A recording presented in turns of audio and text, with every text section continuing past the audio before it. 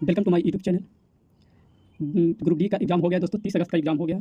सारा प्रश्न 30 अगस्त का लाए हैं, एकदम 100% करेक्ट। तो जिसका एग्ज़ाम भी है आगे वो जरूर वीडियो देखें। और मेरे अभी तक चैनल को सब्सक्राइब नहीं किया, मेरे चैनल को सब्सक्राइब कर दीजिए। देखते हैं प्रश्न।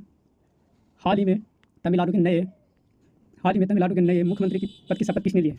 तो इसकी आंसर होगा दोस्तों जोसेफ विजय, ऑप्शन बी होगा। देखते हैं इसकी रिलेटेड क्वेश्चन भी जो आगे पूछ सकता है। जोसेफ विजय थलापति विजय 10 मई 2026 को तमिलनाडु के नए मुख्यमंत्री की शपथ ली है। दल का नाम है, ये भी याद रखना दोस्तों, दल का नाम है तमिलिका वेत्री कड़गम टीवी पार्टी। देखते हैं आगे क्वेश्चन। हाल ही में जारी जलवायु परिवर्तन प्रदर्शन सूचकांक CCPI 2026 भारत 13वें स्थान से गिरकर किस स्थान पर पहुंच गया दोस्तों? तो इसकी आंसर होगा ऑप्शन नंबर बी, 23वें स्थान आ गया दोस्तों। देखते हैं आगे।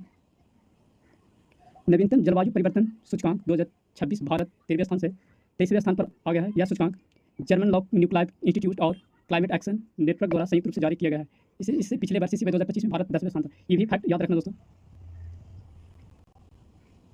देखते हैं आगे। मई 2026 में विधानसभा में विधेयक पारित कर समान नागरिक संहिता UCC को लागू करने की दिशा में कदम बढ़ाने वाला भारत का तीसरा राज्य कौन सा बन गया? तो इसकी ऑप्शन नंबर बी असम बन गया। अगर पहला पूछेगा दोस्तों तो गुजरात है, और दूसरा पूछेगा तो पहला पूछेगा तो उत्तराखंड, दूसरा पूछेगा तो गुजरात, और तीसरा पूछेगा तो असम हो गया दोस्तों। ये भी याद रखना। देखते हैं आगे। असम में विधानसभा द्वारा समान नागरिक संहिता UCC विधेयक को मंजूरी दिए गए जाने असम स्वतंत्र भारत, उत्तराखंड और गुजरात के बाद UCC कानून पारित करने वाला तीसरा राज्य बन गया है। पूर्वोत्तर क्षेत्र में यह ऐतिहासिक कदम उठाने वाला असम पहला राज्य बन गया है। नोट में गोवा में पुर्तगाली शासन के समय 1867 का पुर्तगाली नागरिक संहिता कानून लागू, लेकिन स्वतंत्र भारत राज्य विधानसभा द्वारा कानून बनाने का क्रम उत्तराखंड में शुरू हुआ दोस्तों। ये भी फैक्ट याद रखें। आगे देखते हैं।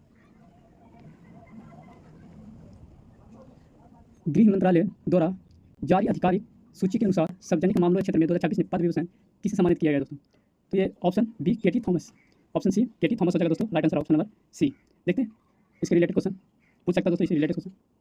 सार्वजनिक मामले के क्षेत्र विशिष्ट योगदान के लिए सर्वोच्च न्यायालय को पूर्व न्यायाधीश जस्टिस केटी थॉमस को वर्ष 2026 में प्रतिष्ठित पद विभूषण ने नवाज गया है। उनके साथ केरल के पूर्व मुख्यमंत्री अच्युतानंदन को भी इसी श्रेणी में मरणोपरांत का सम्मान दिया गया। ये भी फैक्ट याद रखना दोस्तों। ये भी फैक्ट। धर्मेंद्र सिंह को देवगन मरणोपरांत कला महाराष्ट्र में दिया गया। केटी थॉमस सार्वजनिक मामले में जो केरल के हैं, सुरुचि एन राजन के कला में उत्तर प्रदेश के हैं, BP नारायण साहित्य एवं शिक्षा, अच्युतानंद मरणोपरांत सार्वजनिक मामले केरल के हैं। देखिए, जुलाई 2026 में आयोजित ISS विश्व कप निशानेबाजी की महिलाओं की 25 मीटर पिस्टल स्पर्धा में किसने स्वर्ण पदक जीता? मई 2026 में भारत की अध्यक्षता में ब्रिक्स देशों को विदेश मंत्रियों को बैठक आयोजित हुआ। इसका आयोजित हुआ दिल्ली में। कहाँ हुआ दोस्तों? दिल्ली में हुआ। देखते हैं इसके रिलेटेड क्वेश्चन। भारत की अध्यक्षता में 2026 में ब्रिक्स विदेशी मंत्रियों की बैठक का आयोजन 14 से 15 मई को भारत की राजधानी नई दिल्ली में किया गया है। उच्च स्तरीय बैठक की अध्यक्षता भारत के विदेश मंत्री एस जयशंकर ने की। मुख्य विषय भारत की ब्रिक्स अध्यक्षता का 2026 का आधिकारिक विषय लचीलापन, नवाचार, सहयोग, स्थिरता के लिए किया गया। देखते हैं आगे। भारत की 2026 में ब्रिक्स अध्यक्षता के जारी किए गए आधिकारिक लोगों केंद्र में कौन से पारंपरिक भारतीय प्रतीक और मुद्रा दर्शाई गई है?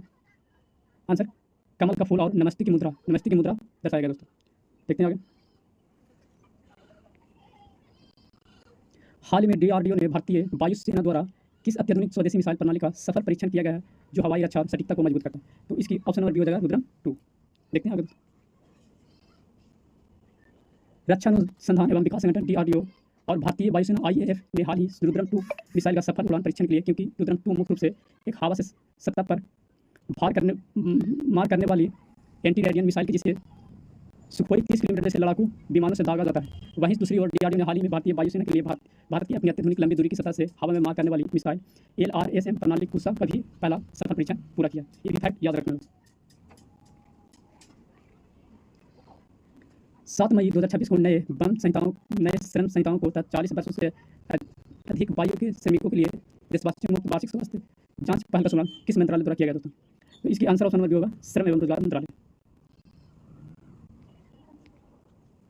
7 मई 2026 को श्रम संहिता के तहत 40 वर्ष और उससे अधिक आयु के श्रमिकों के लिए देशवासियों मुफ्त वार्षिक स्वास्थ्य जांच पहल की शुरुआत श्रम एवं रोजगार मंत्रालय द्वारा की गई है। केंद्रीय एवं रोजगार मंत्री मनसुख मांडविया ने दिल्ली के ESI अस्पताल बसाइदारपुर इसकी औपचारिक शुरुआत की।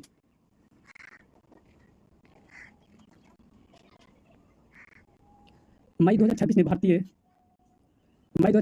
रिजर्व बैंक ने किस प्रमुख यूरोपीय संगठन के साथ केंद्रीय बैंकिंग क्षेत्र में सहयोग से बढ़ावा देने के लिए एक संशोधित समझौता ज्ञापन एमओयू पर हस्ताक्षर किए हैं। ऑप्शन नंबर बी यूरोपीय सेंट्रल बैंक ऑप्शन बी होगा। 10 मई 2026 को भारतीय रिजर्व बैंक और यूरोपियन सेंट्रल बैंक इसी स्विट्जरलैंड के बेसेल में एक नए संशोधित समझौता ज्ञापन पर हस्ताक्षर किए।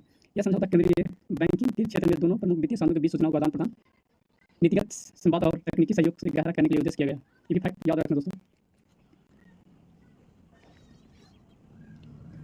12 अप्रैल 2026 92 वर्ष की आयु में किस प्रसिद्ध भारतीय प्रसिद्ध गायक का निधन हुआ है, जिन्हें भारतीय संगीत उद्योग की सबसे बहुमुखी आवाज़ों में से एक माना जाता था?